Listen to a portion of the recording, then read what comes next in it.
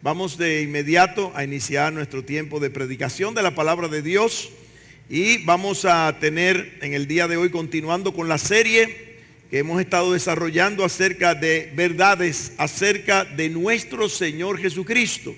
Hoy el título es Jesucristo es la base para nuestra justificación. Vamos a leer 3 textos de la palabra de Dios de la epístola del apóstol Pablo a los romanos. Si usted abre su Biblia en Romanos capítulo 5 y versículo número 9, vemos allí el primero de los pasajes que nos enseñan acerca de la doctrina de la justificación.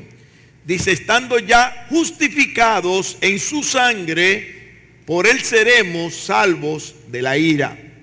Ahora abra su Biblia en Romanos capítulo 3 y verso 24.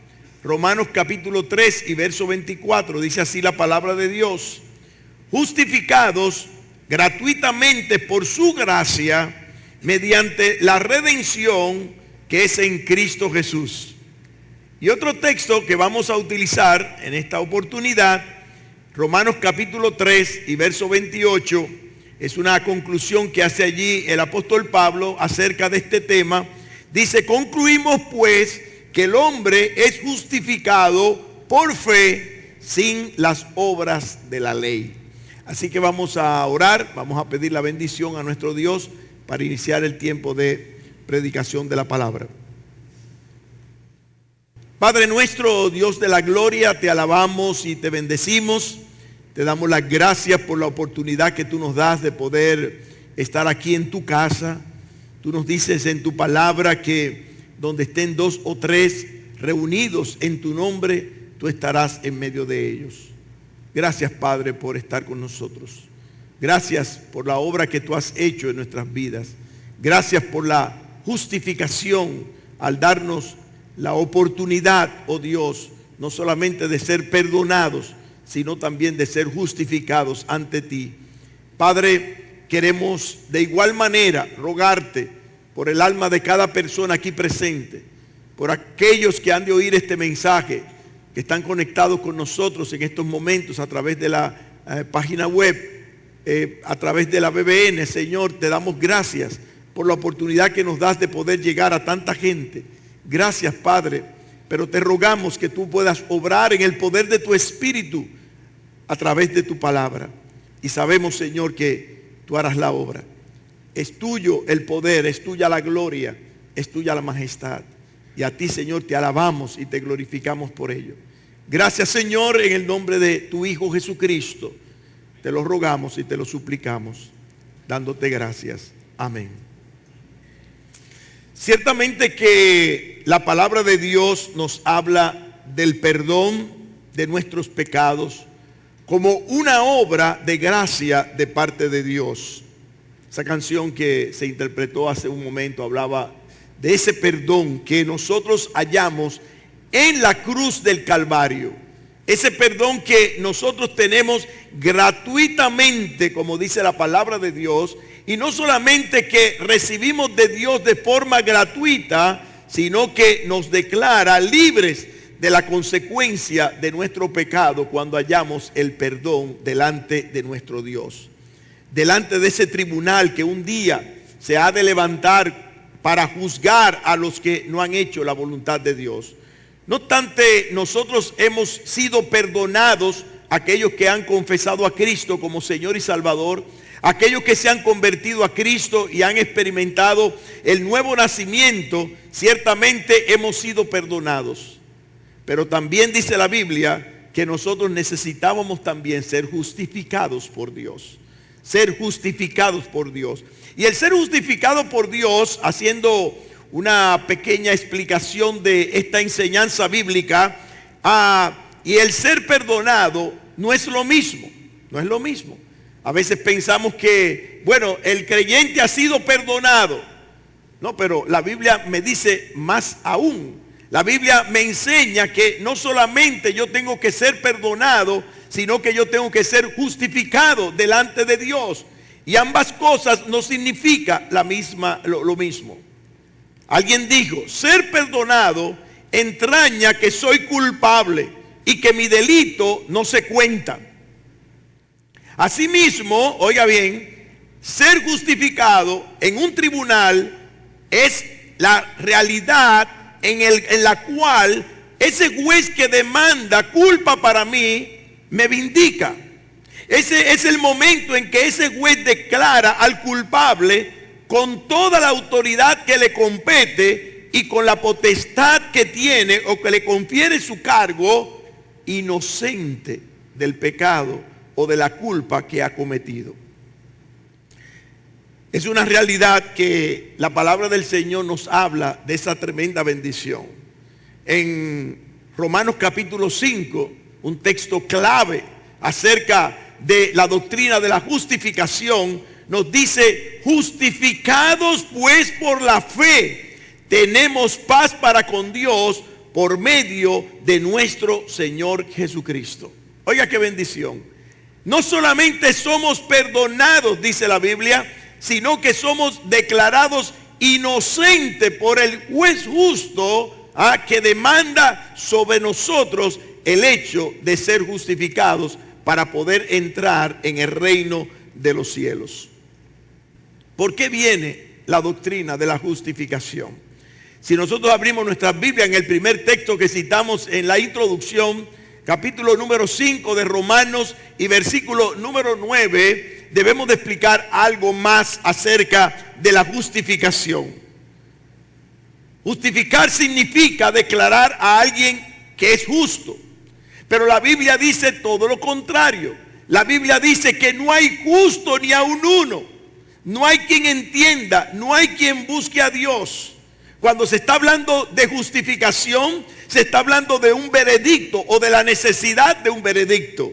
El veredicto de justificación no hace justa a una persona, sino que la declara justa. Y eso es importante que lo tengamos en nuestra mente.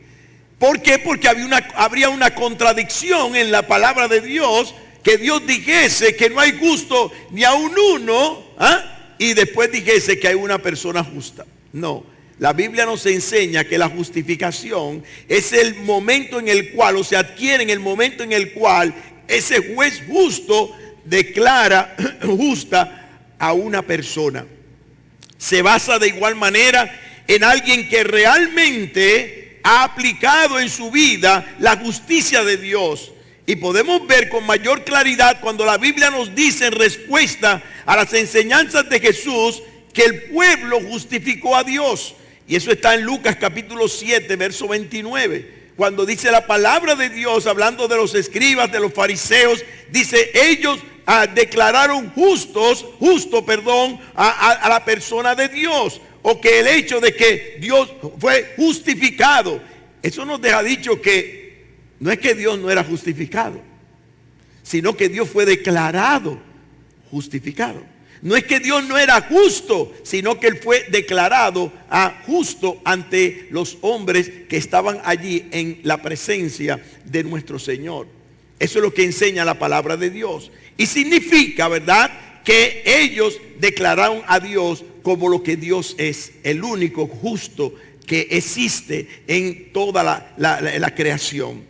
Ya la Biblia misma, como ya he dicho, nos dice en Romanos capítulo 3 y verso número 10, no hay justo ni aun uno.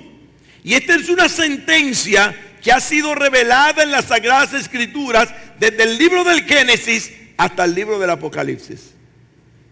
El libro de Salmos, y vamos a Salmos capítulo número 14. Salmos capítulo número 14. Vemos allí en los primeros versículos cuando la palabra de Dios nos enseña esta verdad. Y vemos ahí en ese Salmo capítulo 14 y verso número 1 lo que nos enseña la palabra de Dios. Dice el necio en su corazón: no hay Dios.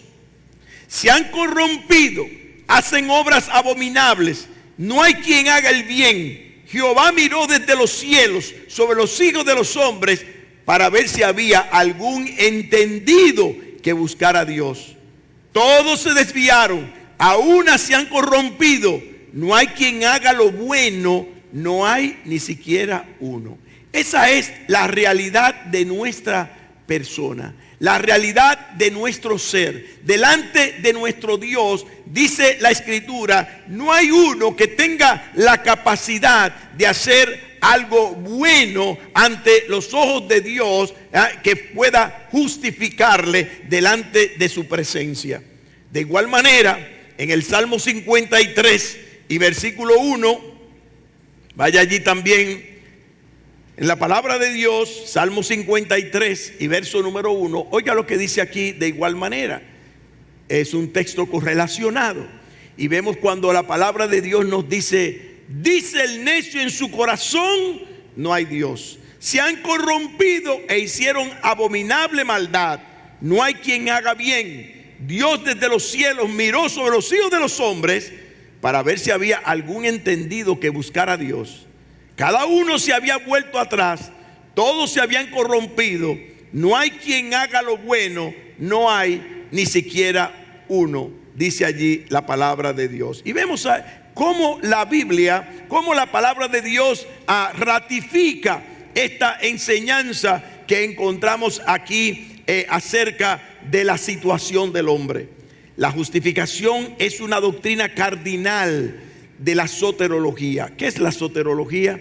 La soterología no es más que la rama de la teología sistemática que habla de la salvación, que nos muestra a nosotros cómo el hombre es salvo, cómo una persona que no es justa, que no puede alcanzar la gracia de Dios, que no puede alcanzar el reino de Dios, puede ser declarado por Dios como una persona justa para poder ser perdonado, y no solamente ser perdonado, sino tener la entrada al reino de los cielos. El texto que nos ocupa dice allí, justificados, oiga, Romanos 5:9, volviendo ahí, dice el texto, estando ya justificados en su sangre. Justificados en su sangre, dice allí la palabra de Dios. Y este texto nos asegura, en primer lugar, que los que hemos creído ya estamos justificados a través de la sangre de Cristo. ¿Qué necesitaba Dios que el hombre hiciese para poder tener vida? El Señor decía, o ha declarado a través de toda la enseñanza bíblica, lo vemos así: sin derramamiento de sangre no hay ¿qué? Remisión de pecado. No hay perdón de pecado. Si no hay derramamiento de sangre, no hay perdón de pecado. ¿Qué simbolismo tiene la sangre en esta oportunidad o en esta enseñanza bíblica? Cuando se habla de sangre en esta porción de la Escritura, se está hablando de muerte. No era de la sangre que corría por los machos cabríos y las venas de los corderos. No era de la sangre que en un momento determinado derramaba un animal perfecto, como se exigía en el Antiguo Testamento cuando se cortaba con un alambre de púas. No era la sangre de nuestro Señor Jesucristo, que en un momento determinado derramó porque se cortó con el formón de la carpintería de su padre José. Está hablando de la vida. Está hablando de que para que haya remisión de pecado, yo tengo que entregar una vida. Alguien tiene que morir para que yo pueda vivir. Eso es lo que dice la Biblia. La palabra de Dios nos muestra que cada vez que Dios exigió a un cordero, un sacrificio, a través del derramamiento de sangre, era necesario ese derramamiento de sangre de un animal perfecto, dice la Biblia, sin ningún tipo de defecto. Tenía que ser derramada toda su sangre, dígase, entregar la vida de ese animal para perdón de nuestros pecados, o para el perdón de los pecados del pueblo de Israel en el Antiguo Testamento, porque para ellos fue la exigencia de ese tipo de sacrificios. cuando nuestro Señor Jesucristo viene aquí a la tierra y se entrega por todos y cada uno de nosotros, dice la palabra de Dios, derramó hasta su última gota de sangre. Y para dar testimonio de que había derramado su última gota de sangre, dígase, entregó su vida, murió allí en la cruz del Calvario en contra de lo que muchos habían declarado falsamente, de que él había dormido, de que él estaba desmayado, tantas teorías que se levantaron en aquellos días para decir que tampoco había resucitado. Y la palabra de Dios nos enseña y nos muestra que ciertamente Él entregó su vida por nosotros. Él entregó su sangre por nosotros. Por eso dice el texto, estando ya justificados, cuando hemos creído en que esa sangre derramada en la cruz del Calvario, entregando su vida por mi vida, yo tengo la capacidad, o mejor dicho, yo puedo ser declarado por Dios como una persona justificada ante Él. ¿Por qué? Porque ciertamente, dice la palabra de Dios, Él pagó por mí y por mis pecados. Está claro que si hemos dicho que justificar es considerar, declarar o mostrar que se es justo, un hombre queda justificado ante Dios cuando Dios lo declara como tal. Ya lo hemos dicho y lo hemos planteado. Ahora bien, todo esto es necesario y solamente se puede obtener por medio de la fe. Por medio de la fe. ¿Para qué? Para nosotros ser liberados de la ira que Dios derrama sobre el hombre pecador. Pero ¿cómo usted me está diciendo, pastor, que no solamente que yo soy pecador, no solamente me está diciendo que yo no puedo entrar en el cielo, sino ahora usted me está diciendo que la ira de Dios está sobre mí? Bueno, eso no lo digo yo, eso lo dice la misma Biblia. Si usted abre su Biblia en Juan capítulo 3 y verso número 36, usted encuentra allí lo que nos enseña la santa palabra de Dios. La palabra de Dios es muy específica y muy clara cuando nos muestra esta verdad acerca del hombre que no ha recibido a Cristo como Señor y Salvador. Oiga lo que dice el texto: el que cree en el Hijo, ¿qué dice ahí? Tiene. ¿En qué tiempo verbal está eso ahí? Está en presente. En el momento que cree, en el momento que pone su fe en la persona de Cristo, dice la palabra, tiene vida eterna. ¿Por qué? Porque esa vida que estaba en la persona de Cristo y que fue entregada, derramando su sangre hasta la última gota para dar evidencia de que su vida fue entregada por mí, dice la Escritura, me provee entonces vida a mí. Pero no solamente vida a mí, sino una vida eterna. Gloria a Dios. Eso es algo tremendo. Espiritualmente, dice la Escritura, tenemos vida eterna. Pero, ahí hay un pero tremendo. Los peros, ¿verdad? Los peros siempre tienen sus peros. Pero el que rehúsa, oiga, creer en el Hijo, ¿qué dice ahí? No verá la vida. Pero ¿cómo que no verá la vida si Él está vivo?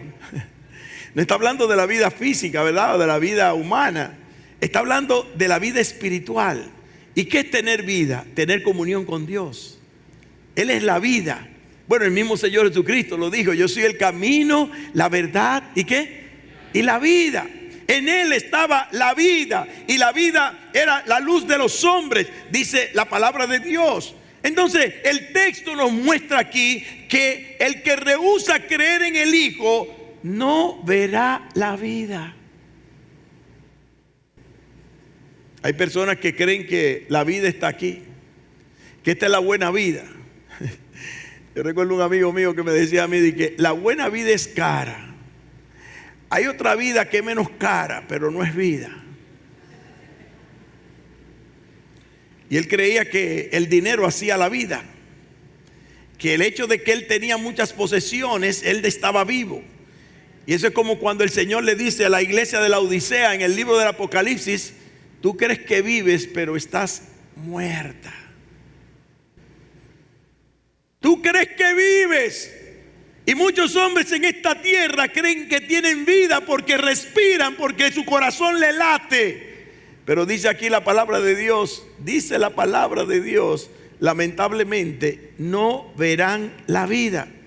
Pero aún más, dice el texto, sino que la ira de Dios está sobre él. Recuerdo que en esta serie que hemos estado presentando acerca de las verdades sobre la persona de nuestro Señor Jesucristo, el primero de esos estudios que he estado presentando aquí fue ese: Jesucristo calma la ira de Dios. Solo Jesucristo calma la ira de Dios que está sobre el hombre pecador. Y noten lo que dice el pasaje que nos ocupa: estando ya justificados, estando ya justificados en su sangre, algo pasado para aquel que en su presente tomó la decisión de nacer de nuevo, de entregar su vida a Cristo, de experimentar el nuevo nacimiento. Dice allí la palabra, no solamente que tiene la vida, sino que es salvo de la ira de Dios. Entonces vemos que como verdad espiritual, antes de ser justificados, de ser declarados justos de parte de Dios, nosotros estábamos en pecado. Nuestro pecado nos sujeta a la ira inminente de Dios.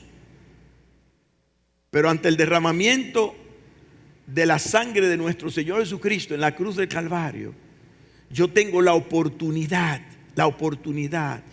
de ser declarado justo delante de Él, y salir de la condenación y de la muerte eterna.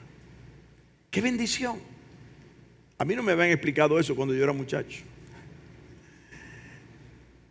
Qué pena que tuve que esperar 30 años para yo conocer de Cristo. Ese es el testimonio de todos los que nos convertimos ya adultos. ¿Por qué yo no me convertí antes? ¿Por qué yo no supe eso antes? ¿Por qué yo no tenía conocimiento de esta realidad? Y pasarme la vida como se pasan muchas personas en esta tierra, su vida entera engañados, como dice la Escritura, como oveja que va al matadero. La oveja que va al matadero se entera que la mataron cuando la matan. Lo menos que tiene ella en su mente es que va hacia la muerte. Y todos nosotros pasamos por esta tierra y años van y años vienen y años van y años vienen y años van y años vienen. Y llega un momento en que te mueres. Ya lo hemos dicho tantas veces, de aquí nadie sale vivo. Te vas a morir. El otro día Lucas me dijo eso. Estamos ahí en casa, en la terraza, y me dice: abuelo, tú te vas a morir. Él es bien dramático. Y le digo yo: ¿y tú también?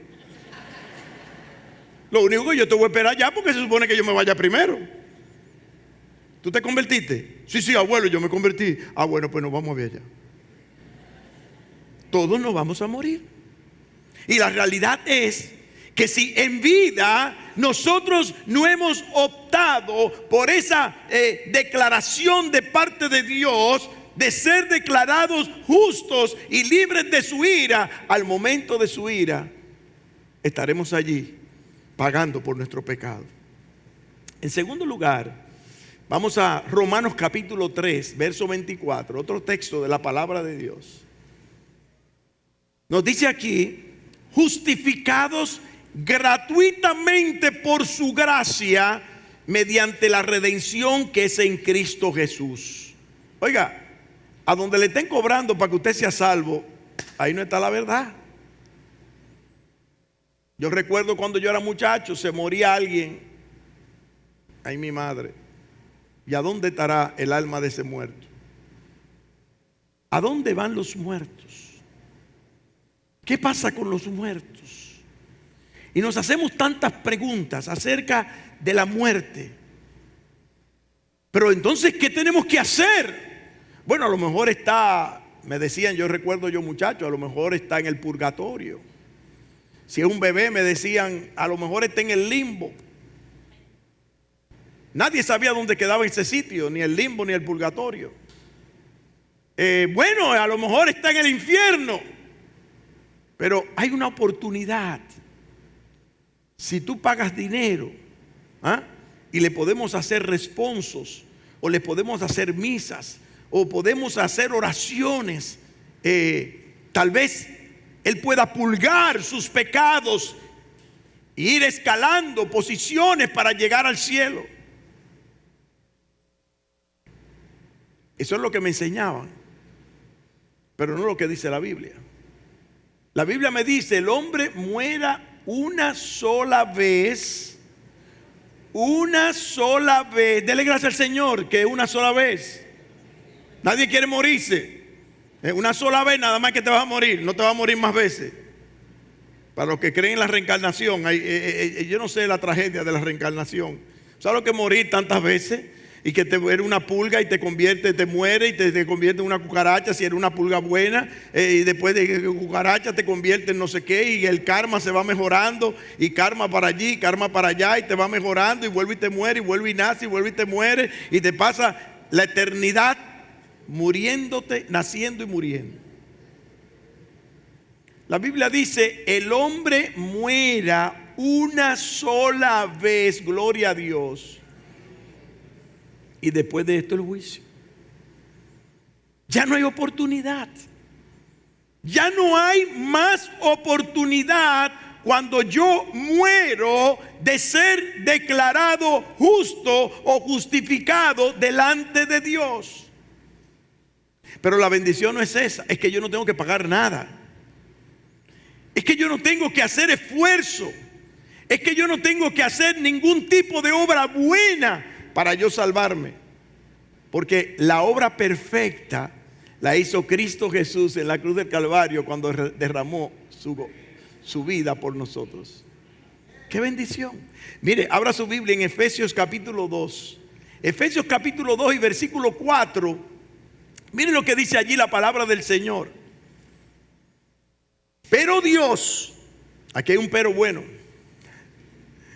Pero Dios, que es rico en misericordia, por su gran poder con que nos amó, aun estando muertos en pecados, nos dio vida juntamente con Cristo. Dice ahí, ¿por qué? Por gracia sois salvos.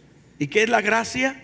Un don inmerecido, un regalo inmerecido, algo que no me cuesta, que yo ni siquiera merezco, pero que Dios se complace en darme. Y juntamente con Él, oiga, y vea el tiempo verbal que se usa aquí. ¿Qué dice ahí?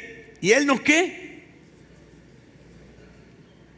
¿Y cómo me puede haber resucitado si yo no me he muerto todavía?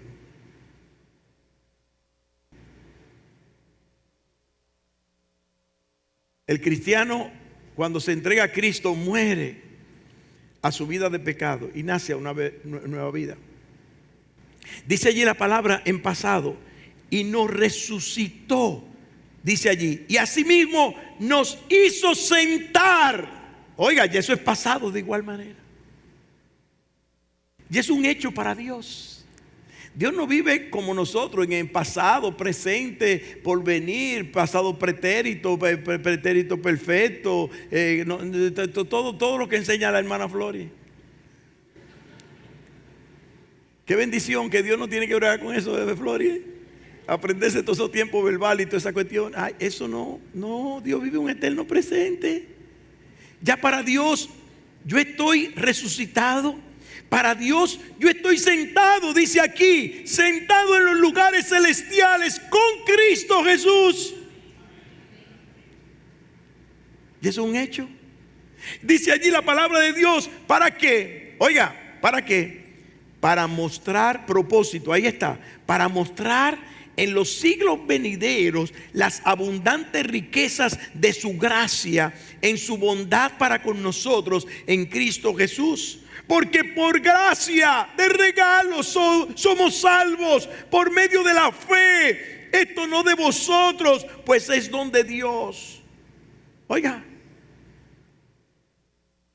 como regalo de Dios, yo soy salvo. Porque creí por medio de la fe en la obra de Cristo cuando derrama su sangre en la cruz del Calvario, por cada uno de nosotros. Pero todavía más, esto humilla al ser humano. Esto que viene ahora humilla al ser humano. Yo tengo amigos y familiares que usted le hace un favor y ellos necesitan devolverle ese favor. No pueden recibir un favor de una persona. No, fulana, tú no sabes que fulana se apareció aquí con este adorno para nosotros. Vamos a tener que estar pendientes para ver en la manera en que nosotros podemos hacer lo mismo. Te invitan a cenar a una casa. O tú invitas a cenar a una casa, a una persona y no bien se ha ido. No te preocupes que tú tienes que venir a mi casa también. Pero no se le ocurrió antes. Porque nosotros damos, pero esperamos. Dios no, dice allí la Biblia. Por gracia sois salvos, por medio de la fe. Y esto no de vosotros, sépalo, es don de Dios, viene de Dios la salvación, no por obras. No es por lo que tú y yo hagamos para ser salvos. Dice allí la Biblia, ¿para qué? Ahí hay otro propósito. ¿Para qué? Tú sabes que yo rezaba 42 rosarios y yo hacía 72 penitencias. Y yo le daba a los pobres comida. Y tú sabes que yo hacía y yo esto. Dios tiene que salvarme a mí. Yo soy tan bueno que Dios tiene que salvarme. ¿Cómo va a ser que Dios no me salve a mí? Yo. Lamentablemente, sus obras de justicia son como trapo de inmundicia ante los ojos de Dios. Porque un muerto espiritual no puede hacer nada que agrade a Dios. Nada. Nada que agrade a Dios. Los muertos lo único que hacen es que hieden. Terrible. Y los muertos espirituales lo único que hacen es que hieden delante de la presencia de Dios. Sus obras son como trapo de inmundicia ante la persona de nuestro Dios. Y Dios te salva por regalo, por gracia, para que yo y tú no nos gloriemos de que por nuestras obras fuimos salvos. Para que no se nos ocurra ni siquiera hacer algo para ganarnos la salvación, sino que nos derramemos en acciones de gracias por lo que Él ha hecho al perdonarnos. ¿Qué dice ahí? Porque somos hechura suya, creados en Cristo Jesús para buenas obras, las cuales Dios preparó de antemano para que anduviésemos en ellas. Las obras no te pueden salvar. No son un medio de salvación. Son puestas por Dios las buenas obras para que después que tú aceptes la salvación por gracia, tú hagas buenas obras.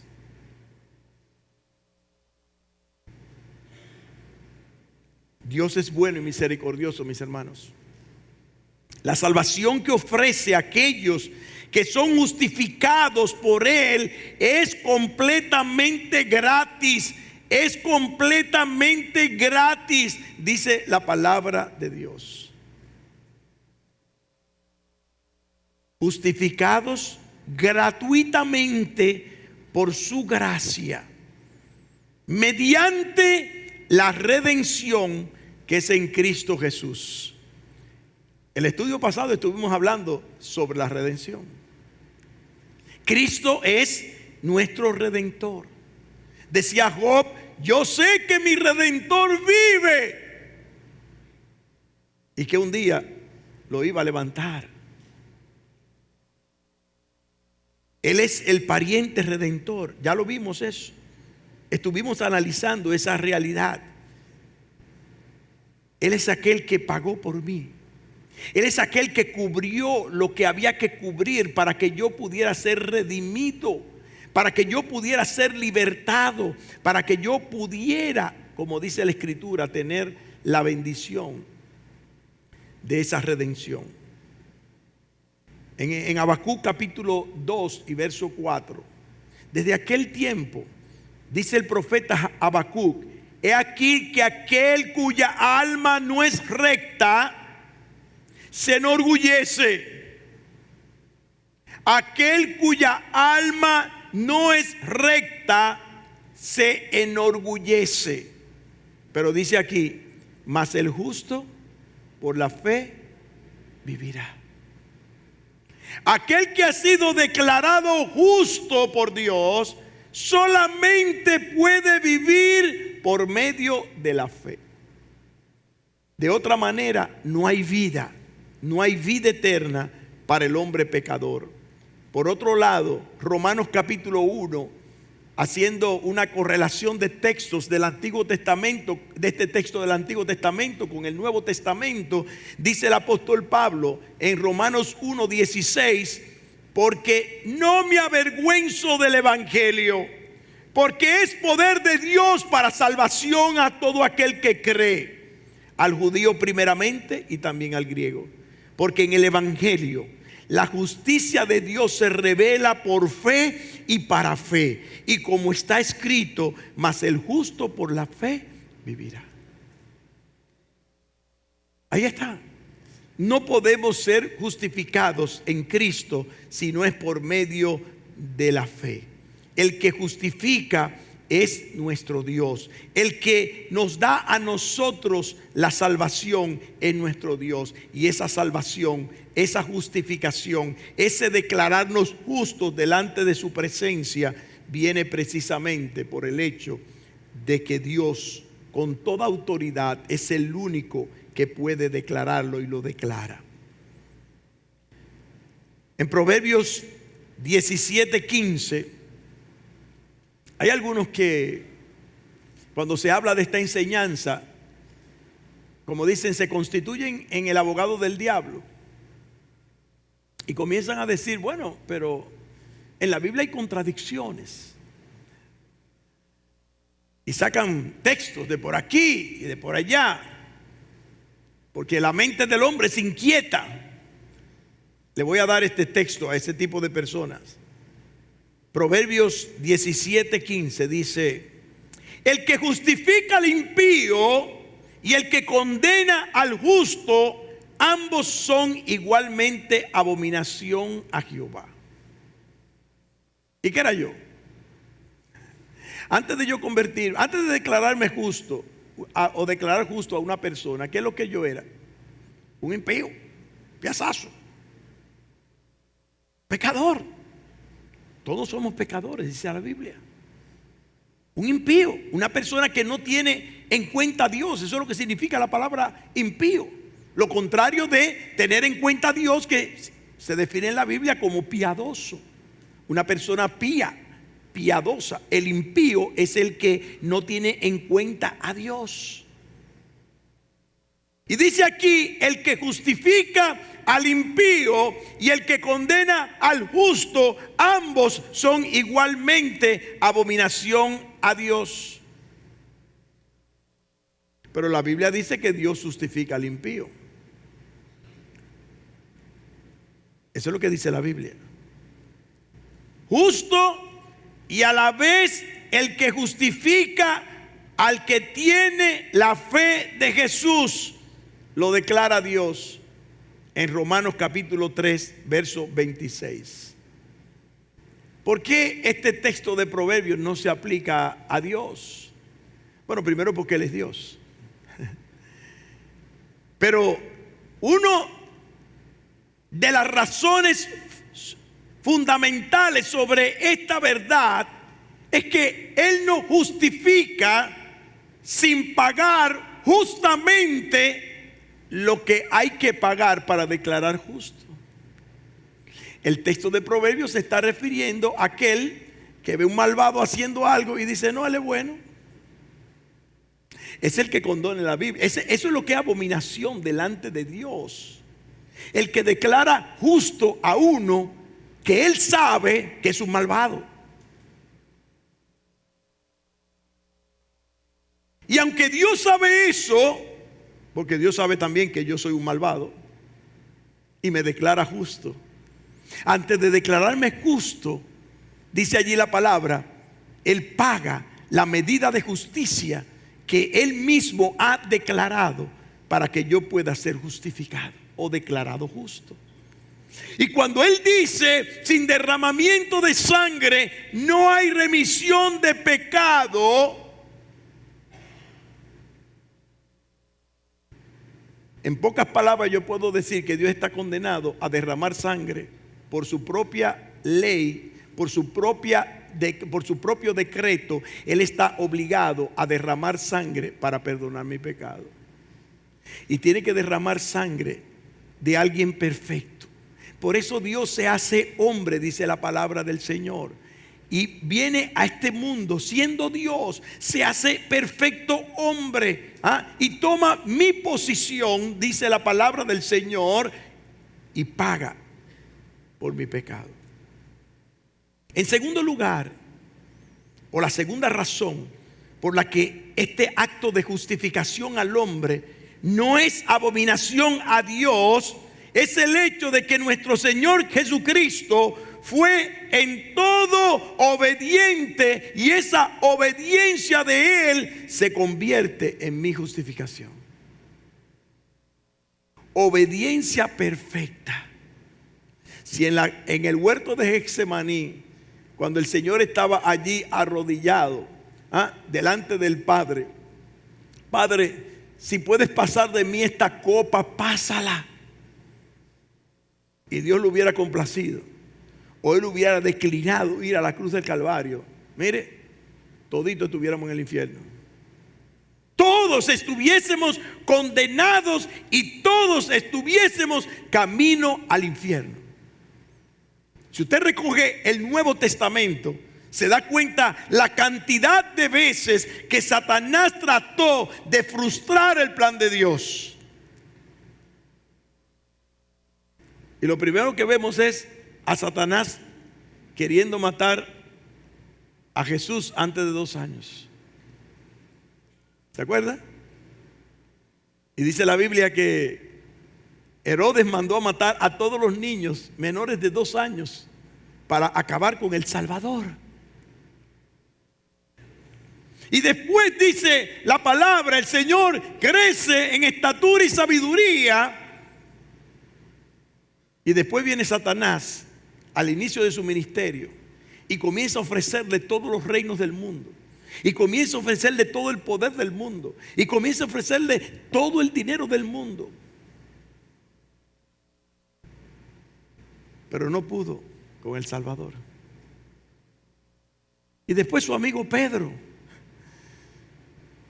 su hermano Pedro, cuando él comenzó a hablar de la muerte y de la resurrección, le dijo: Señor, que esto no te acontezca. ¿Y eso venía de Pedro directamente? No, dice el Señor Jesucristo: apártate de mí, Satanás, que me eres tropiezo. No fue que el Señor le cambió el nombre a Pedro, ya se lo había cambiado una vez. Ya se lo había cambiado una vez.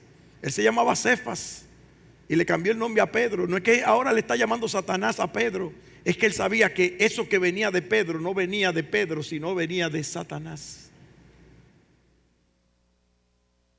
Y después Pilato le ofrece esa anuencia de liberación. Y en el juicio que hacen contra el Señor, oportunidades hubieron para que Él dijese: vamos a dejar esto aquí. Y todavía la angustia lo ataca allí en el huerto de Getsemaní. Señor, si puedes pasar esta copa, pásala. Pero qué bendición que Él dijo: pero no se haga mi voluntad sino la tuya. Eso es lo que hace un creyente genuino. Señor, ahora yo no voy a vivir conforme a mi voluntad, sino conforme a la tuya. Señor, yo no estoy en esta tierra para darme gustos a mí. Yo estoy viviendo en esta tierra para darte gusto a ti, para sacrificarme por ti, para obrar para ti, para glorificarte a ti. Y si nosotros concluimos todo esto, la grandeza de la obra de Dios está planteada sobre la soberana voluntad de Él. Al querer y desear, como dice la palabra, en su buena voluntad, darnos la salvación y la vida eterna. Cuando nosotros analizamos el tema de la justificación, mire, llegamos a la conclusión de darle gracias a Dios de que nos resplandeció el evangelio de la gloria de Cristo. El evangelio de la gloria de Dios, como dice la Escritura. Yo me puedo preguntar cómo Dios cambió mi vida, cómo Dios me ha perdonado sabiendo lo que yo soy, cómo me declara justo. Y ahí es donde, si miro hacia adentro,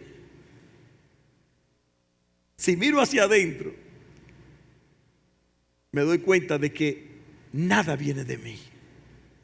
Por gracia sois salvos, por medio de la fe. Y esto no de vosotros, pues es un don de Dios. Vamos a orar.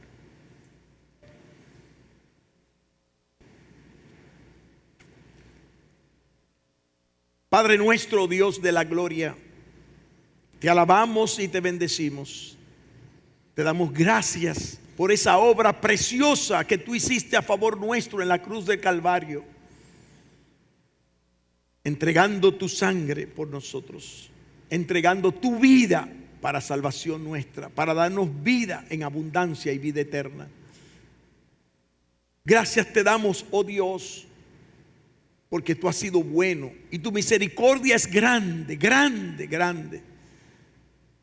Y tu gracia nos ha alcanzado. Padre, te rogamos que conforme a tu voluntad nosotros podamos servirte a ti, agradarte a ti, vivir vidas consagradas a ti, oh Dios, dándote gracias por lo que tú has hecho por nosotros. Jesucristo es nuestro justificador. Él es el que nos justifica ante tu presencia. Él es el que entregó su vida por nosotros. Pero yo tengo que recibir esa vida por medio de la fe, por medio del nuevo nacimiento. Padre, bendice a cada alma aquí presente que te ha reconocido a ti como Señor y Salvador.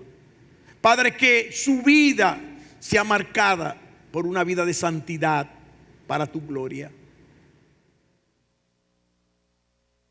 Y asimismo, Señor, si hay alguna persona que no te conoce, si hay alguien aquí, oh Dios, que está oyendo este mensaje de tu palabra y no ha tenido un encuentro personal contigo, oh Padre, no ha tenido la oportunidad de recibirte a ti como Señor y Salvador para ser declarado justo delante de tu presencia, te ruego, Señor, que tú obres en su alma, que le hagas ver cuán pecador o cuán pecadora es.